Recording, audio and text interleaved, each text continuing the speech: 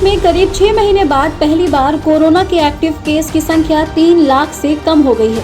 रविवार को देश में कोरोना के कुल मामलों की संख्या 2,99,620 हो गई थी।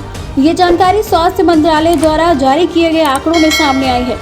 आंकड़ों के मुताबिक बीते 191 दिनों में अब सबसे कम एक्टिव केस है। इसे दूसरी लहर के अंत के रूप में भी देखा जा रहा है।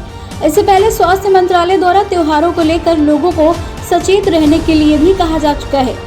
बीते लगातार 4 सप्ताह से देश में कोरोना के नए मामलों में कमी देखी जा रही है। दरअसल अगस्त में केरल में एकाएक मामलों में वृद्धि के बाद नए मामलों की संख्या बढ़ गई थी। दूसरी लहर के पीक के दौरान मई महीने में पूरे देश में एक्टिव केस की संख्या 37 लाख से ऊपर पहुंच गई थी। मई के बाद क्या हुई स्थिति?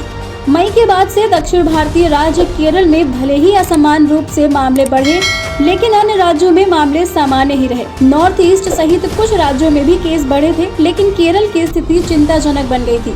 अगर इस वक्त की बात करें तो भी पूरे देश में 55% एक्टिव केस केरल से ही हैं। राज्य में इस वक्त 1.63 लाख एक्टिव केस हैं। फरवरी महीने जैसे हालात।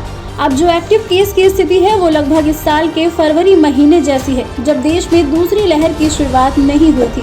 देश में 20 राज्यों में 100 से ज्यादा केस रोज सामने आ रहे हैं और 10 राज्यों में 100 से कम। फरवरी में भी कुछ ऐसे ही हालात थे। उस वक्त भी देश में आधे से ज्यादा केस केरल और महाराष्ट्र से थे। त्योहारों के लिए दी जा चुकी है चेतावनी।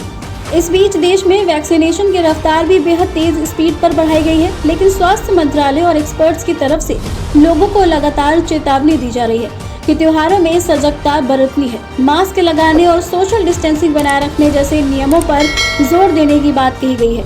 एक्सपर्ट्स का कहना है कि लापरवाही बरतने पर तीसरी लहर आने की आशंकाएं प्रबल हो जाएंगी।